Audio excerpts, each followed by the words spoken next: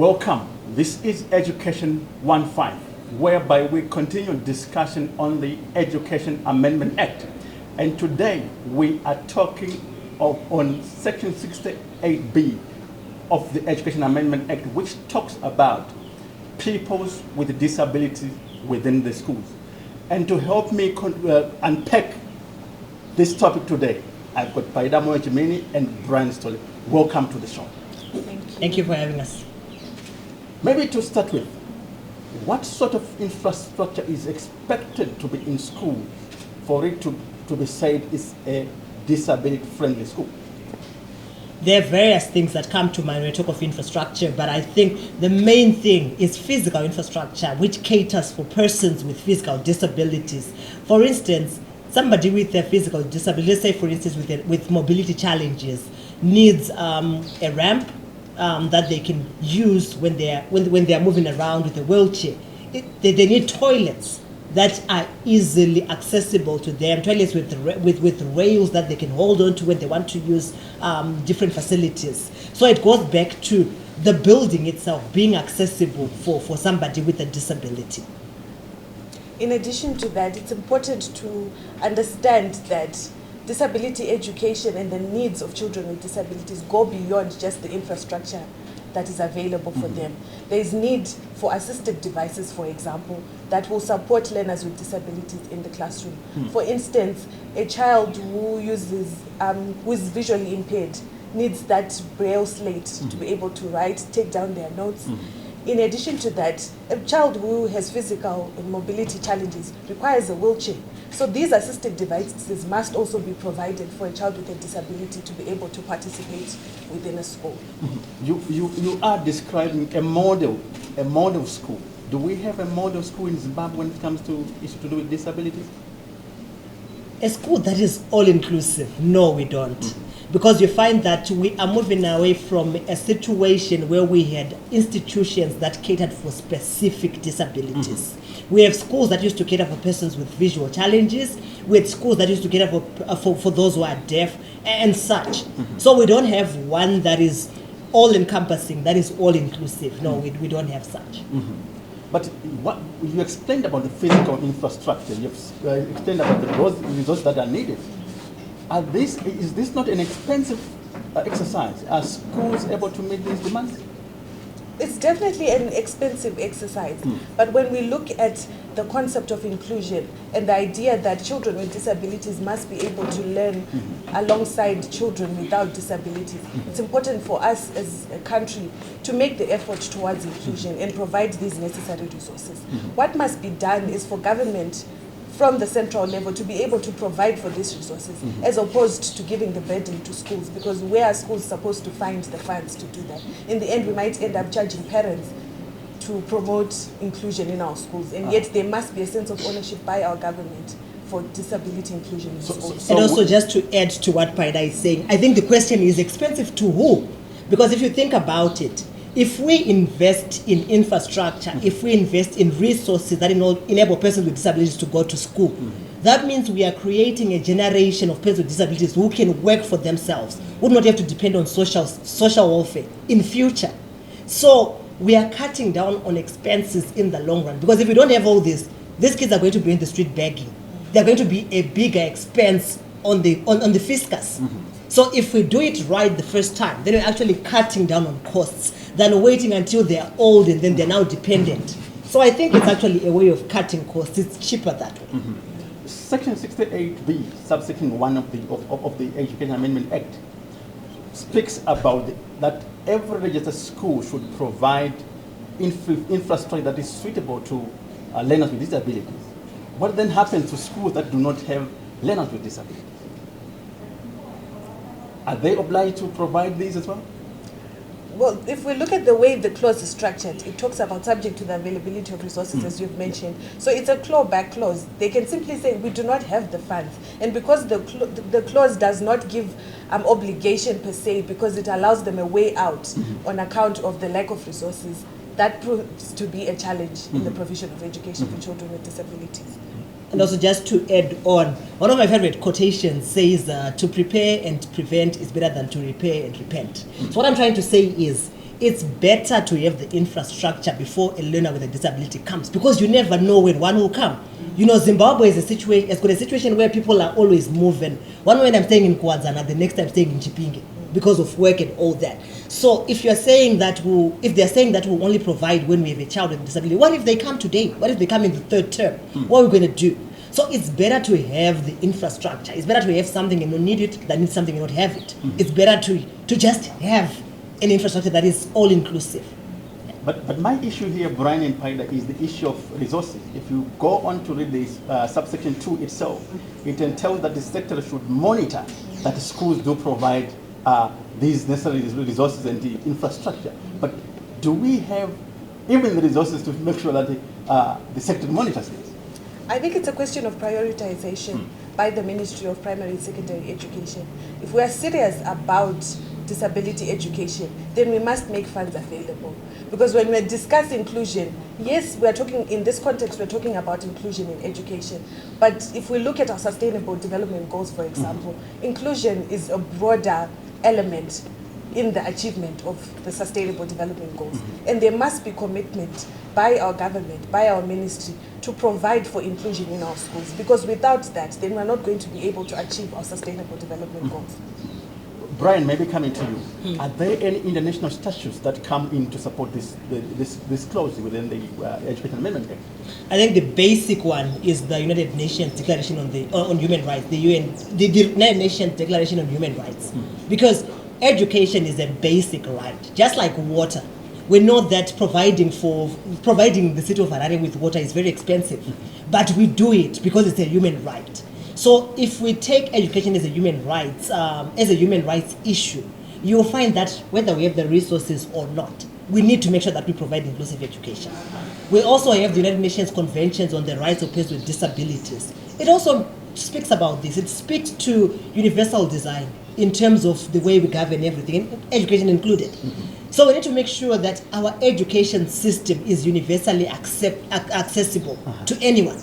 I can walk into any random school. I can walk into Dombo Primary School in Binga. I should be able to access education easily.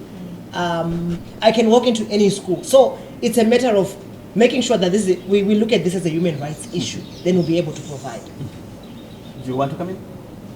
I think I agree with him. Education is a basic human right. And so we must do whatever it takes to ensure that children with disabilities have the right to education and they access that right within schools that are close to them. This is Education 1.5 and we are discussing today Section 68B of the Education Amendment Act, which speaks about children with disabilities in schools. And we have heard them that it is government obligation to make sure that all the schools, registered schools, have got the necessary and required resources to make sure that children with disabilities are in school. Don't you go away. Welcome back. This is Education 1.5, where we are discussing the Education Amendment Act, and today we are discussing Section 68B that talks of children with disabilities in schools. The clause, Section 68B, subsection 1, talks about infrastructure and subject to availability of resources. Can we really unpack the issue of subject to availability of resources? You know, that statement, subject to the availability of resources, is something that we continue to fight against because we only find it when it comes to the rights of persons with disabilities. So even if we go back to the Constitution, in Section 83, where we talk about the rights of persons with disabilities, the rights are again subject to the availability of resources. And we think that that is quite unfortunate because rights should not be subject to availability of resources. Efforts must be made for the progressive realization of human rights. But it's also important for governments to prioritize the rights of persons with disabilities. You said progressive. Yes. Doesn't that explain why there is subject to availability of resources? It's not a justification. Whether we're talking about it being done progressively or not, we cannot afford to. I'll give you an example. It's like a father who comes home and says, tomorrow I'm buying you food. Then you're like, yeah, thanks. And then says, if I get money. You know, we need to ensure that, first of all, we have a serious commitment to ensuring that these rights are met. And then we can do it progressively, we can do it all at once, but we cannot say when we get the resources, because we'll never have enough resources. Exactly. We always have, right now we're battling with COVID-19. Resources are being channeled towards that. But it doesn't mean that people with disabilities don't have rights. They still have rights. So we need to ensure that we have the provision first, we have the commitment first, and then we look for resources. Right. Practically, do you think government is committed? We have described the Constitution of Zimbabwe as being largely progressive, particularly through the recognition of the rights of persons with disabilities. But there are limitations, as we have highlighted. What we would want to see is continuous efforts by the government to uphold the rights of persons with disabilities, to begin to channel funds towards developing infrastructure, promoting inclusive education, to ensure that people with disabilities are able to participate in society at an equal level as others. You spoke of inclusive education, and I know that the Minister of Primary and Secondary Education right now is working on the inclusive education policy. Is that not commitment enough? It's commitment, but as long as it remains in draft form, then we begin to question the commitment. We would like to see that policy being, developed and being implemented as quickly as possible, because we are putting the right to education for children with disabilities on hold because there is no supporting framework to ensure that children are able to access education. Just like Paidai has highlighted, there are other issues that we should consider in terms of inclusive education. Even the monitoring framework that is mentioned in the clause itself, it's not very clear as to when the secretary does the monitoring and how frequent it's going to be done and all that. So yes, there is commitment, but we don't feel it to be as adequate as it is when it comes to other issues. But I thought, Brian, the issue of the monitoring will then come into the subsidiary policy, that is the inclusive education policy. Don't you think so? Yes, it might, but just as Paidai has highlighted, we don't know when it's going to be ready. It's still in draft form. So we'd also want to see an expeditation of that process. Let it be done fast. Let's show that we are serious about this, because people with disabilities need education right now. And so the longer we take in drafting these policies, the more we start to doubt even the Person with Disabilities Act. We want to also see it being aligned to the Constitution fast enough. So yes, there is goodwill, but I don't feel that it's happening at the pace that it should. We have spoken about government, what it should do towards people with disabilities in schools, towards the inclusive education and all. But what are the CSOs expected to do to ensure that there is a model inclusive school within communities? What do you think CSOs should do, especially when it comes to issues to do with IT?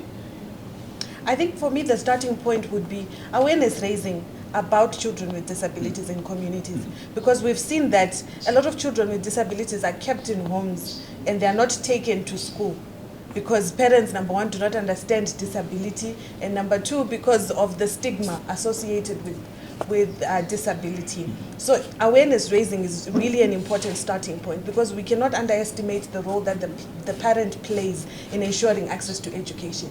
If a parent does not bring a child forward to take them to school, then that child is going to be denied the right to education. So I think that's an important starting point. Right, I think advocacy is key. Just as Paidai has mentioned, we need to ensure that at least parents understand the need to educate children with disabilities. I also think there's need for advocacy in terms of the curriculum, teacher training curriculum, for instance. If every teacher who goes to a teacher training college or university has a module specifically on disability, it also helps to ensure that every teacher can teach any child. Because as it stands, special needs education is a special program that a teacher can go and get trained on at their own expense. And so a teacher can choose not to know special needs education and still be a qualified teacher. But if every teacher is trained in that way, their capacity to teach any child, even a child with disability. So in short, you're saying during teacher training, they also should be taught on how to teach children with disabilities? Yes, yes. Okay. Paida and you, Brian, probably, you work with communities. You work in communities. Are there still parents who are not bringing their kids up front, or yes. are not sending their kids to school because of disability? Yes, they are still there. The challenge really has been with the late detection of disability. I've heard stories from mothers who gave birth to children with disabilities and did not know the nature of the disability that the child had until it was time for the child to go to school, for example. So I think we need a multi-sectoral approach when we are dealing with issues to do with disability that brings in the Ministry of Health, so that at the point of birth, if the disability is there are mechanisms in place to, number one, test for the disability, know what the disability is, and then provide mechanisms for support for the parent. Because a lot of times parents are left alone with children with disabilities and they don't know what to do, they don't know where to go for support. So if we have a multi-sectoral approach, we're going to ensure that the parent has support that takes them through in raising the child, up to the point that the child is required to go to school. If that is provided, it's going to be normal for the parent to go to a school and seek for education for their child. Thank you, Paida. This is Education 1.5, and we are discussing today about Section 68B that speaks to children with disabilities in schools. And you've heard them that subsection 1, which says subject to availability of resources, is not justification for government to delay. They are saying government should commit resources when it comes to disability issues. Don't you go away. Welcome back. This is Education 1.5, where we discuss about the Education Amendment Act. And today we are unpacking the issue of children with disabilities in schools. Joining us in the discussion is Ruvarashika Drit. Ruvarashika Drit, the Act says the government registered schools should provide. And in some instances, these schools might not be able to provide the necessary infrastructure. Does this not scare away parents from sending children to such a particular school, or the school not accepting children with disabilities? Thank you so much. I think for first and startmost is that for now the fact that we do not have children with disabilities in schools is because there are not friendly infrastructures within the schools. So as a parent, if I go to a school and see that there is not friendly infrastructure for me to take my children, I will not even take them there. That's when you find that parents still keep their children at home, because a child with autism, you cannot take them to a school like any other school, because the teachers do not even know how to teach a child with autism. So one thing that the schools can do for a start is that they have the SDC, which is a committee which specializes in the development of the school.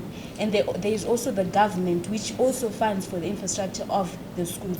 So in planning, like let's say we want to build a school or a toilet, I don't think there is any wrong in just including a certain budget to make a toilet for persons with disability. So in that, we can use the SDC committee, which looks at the development of the schools, and there comes the government, whereby they say you need to put infrastructure for persons with disability. Yeah, true. You are bringing out an important issue, and I think it's provided for in the school's functionality standards, where it says when you're planning to build, you should build with learners with disabilities in mind. Brian, the issues of resource units in schools. Yeah. Can you expand on that? Are we seeing a situation whereby each school we are now saying each registered school should have a resource unit? Ideally, we would want each school to be inclusive. But I'll get back to the issue of resource units. I just want to pick up from what Rua was saying. Currently, like the question you posed to here, that's what's happening. We've got a parent who wants to apply for their child to go to school A. School A tells them, hey, we don't have the capacity to take care of your child here. They end up going to ministry. The ministry refers them to a school that is maybe further away. And so children are finding it very difficult to be enrolled in schools that are close to home, which is the ideal situation. So like you're saying, maybe as a way of progressively building towards ensuring that children with disabilities enjoy their rights, we might start by saying we have maybe a resource unit for children who are visually impaired. Let's say maybe school A takes care of children with visual impairment among other students. And then school B takes care of those that have got that are deaf and those that have got other disabilities. We build on that until we get to a point where every school can take care of any child regardless of their disability. That's the ideal that we want. Where each and every school can accommodate any child. And for some of these things, that doesn't take much. For example, when you talk about reasonable accommodation, you can have a school just having 1 or 2 teachers who are specifically trained to interpret sign language. Those can help any child to have access to education at that particular school. So it's a progressive, little by little, these little steps can add up to the school becoming all-inclusive. You want to come in? Yes, I've noticed in most of tertiary educations like varsities, they have equipments which are favorable for persons with disability. But then how does a child get to university before going to secondary school or to primary education? So first and foremost, for a start, for what government can do for now, they can teach teachers from the ECD, like from the beginning, so that we have a child step by step to the end of grade 7 at least. Thereby we also have educated persons with disability, not to just find a person with disabilities in the street selling airtime at the corners. So when we have ECD learning teachers, we are able to have children who are growing, and thereby the government can also introduce in the secondaries and in the varsities. Yeah. Brian, when we started the show, you spoke about infrastructure, but now there is an issue that is coming out of other resources that are required. Maybe for the benefit of schools, what other resources are required? I heard you spoke about the need for teachers that are trained for special needs. Right. But besides that, what other resources are needed for us to say this is a model inclusive school? There are things like Braille, for instance. If somebody has got a visual impairment, they cannot use the normal text that we use. They need to use something that is written in Braille. We need that. We can also talk of enlarged print for persons with albinism, for instance, who cannot see closely. But I find that some of these things are already there, but there is no education. For instance, the school that I went to, I used a special paper when I was doing my A level, which had an enlarged print. So because a lot of people don't know, they end up just sitting for a normal exam with a normal paper, and they struggle to write. So it's important for information to be cascaded to the basics, to the grassroots, to know that this is what we have and this is what's missing. So we've got Braille, we've got sign language, we've got a couple of resources that persons with disabilities might need. Some of the resources are even just time. Somebody might need more time to be able to grasp a concept that a child without a disability can grasp. So if a teacher knows that this child needs maybe 15 more minutes trying to understand this, those are the little things that we need. Because because enough time, enough support for them to be able to grasp a certain concept. I like the fact that you brought in to say people don't know. Right. Yet we are, as CSOs, working with these people for quite a long time now. And we always push everything to government. How do we ensure as CSO that people now know of these provisions that you are talking about? I think they've spoken about advocating. Like, there are different type of disabilities that they are. Like he mentioned that they are slow learners. That's intellectual disability. You won't know that this is a disability, but people usually label it just like that, but you don't know that this is a disability. That's why students turn to have dropouts. But us as child-led groups and other organizations, we tend to go out to people and advocate about this. But because if we have one voice and with the support of the government and other organizations, we can actually have a meaningful goal and people will know about it. Thank you. We are coming to the end of our program. Maybe wrapping up. Brian, what can you say about this subject? In a nutshell, disability issues are human rights issues. Let's move away from a charity model where if we do something for persons with disabilities, we feel like, hey, we've done them a favor, we've even done this. Let's look at this as a human rights issue. Let's look at this as a basic issue that everybody deserves. And I think if we look at disability as a human rights issue, our perspective to all this will change.